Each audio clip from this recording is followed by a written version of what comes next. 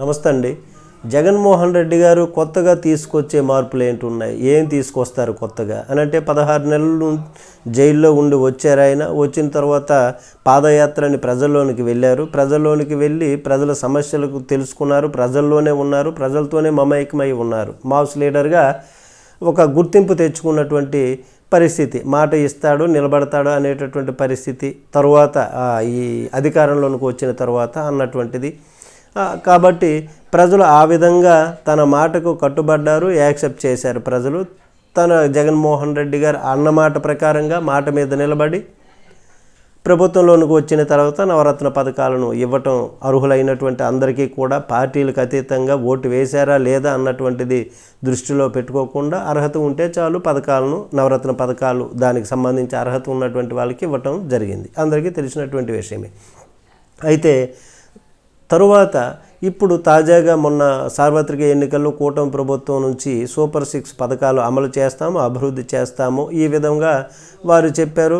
3 పార్టీలు కూటమిగా ఏర్పడ్డాయి, బీజేపీ, జనసేన, టీడీపీ.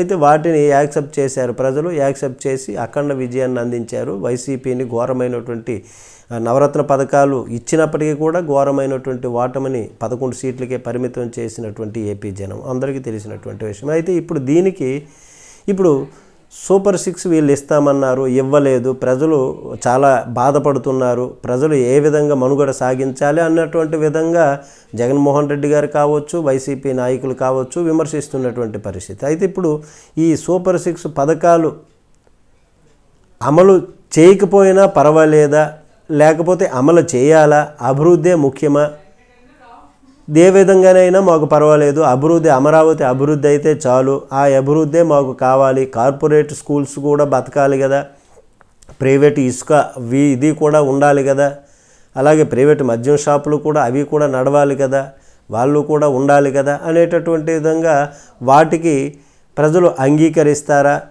సంక్షేమ పథకాలు కొంచెం ఉన్నా చాలు, ఇప్పుడు సంక్షేమ పథకాలు పూర్తిగా అక్కర్లేదు, అభివృద్ధి కావాలి, కొంచెం సంక్షేమ పథకాలు ఉన్నా చాలు అంటే ఇప్పుడు అమ్మఒడి, తల్లికి వందనం ఇస్తానంటున్నారు కదా, ఆ తల్లికి వందనంతో మేము అడ్జస్ట్ అవుతాము, మేము కష్టపడి మేము మా పిల్లల్ని కార్పొరేట్ స్కూళ్ళల్లో చేర్పించుకుంటాము, అవి కూడా బతకాలి కదా కార్పొరేట్ వాళ్ళు కూడా అనేటటువంటి విధంగా ప్రజలు భావిస్తారేమో. సంక్షేమ పథకాలు అవసరం కొంచెం ఇచ్చినా చాలు, అభివృద్ధి ఉంటే చాలు. మరి ఇప్పుడు జగన్మోహన్ రెడ్డి గారు కొత్తగా తీసుకొచ్చేది ఏంటి? ఇంకా నవరత్న పథకాలు ఇవ్వను అని అనలేడు కదా ఇంకా రాబోయే ఎన్నికల్లో. ఎందుకు సూపర్ 6 పథకాలు ఇస్తామన్నారు, సంక్షేమ పథకాలు ఇవ్వలేదు అని విమర్శించేటటువంటి ఆయనే ఇప్పుడు నవరత్న పథకాలు ఇవ్వను, మీరు అవి సంక్షేమ పథకాలకి మీరు కావాలని కోరుకోలేదు కాబట్టే గతంలో వైసీపీని ఘోరమైనటువంటి ఓటమి ఇచ్చారు అనేటటువంటి విధంగా అక్కడ చెప్తాడా? చెప్పలేడు. కాబట్టి ఈ విధమైనటువంటి విధంగా ఇది ఎప్పుడు తెలిసేది? ఇదంతా సంక్షేమ పథకాలు ప్రజలకు కావాలా, అక్కర్లేదా, అభివృద్ధి కావాలా, సంక్షేమ పథకాలు అభివృద్ధి రెండూ కావాలా అనేటటువంటి విధంగా ఈ విషయం ఎప్పుడు తెలుస్తుంది? ఎన్నికలకు ముందు 1 సంవత్సరం ముందు, అంటే ఇంకా 4 సంవత్సరాల తరువాత ఇది తెలిసి వచ్చేటటువంటి విషయము.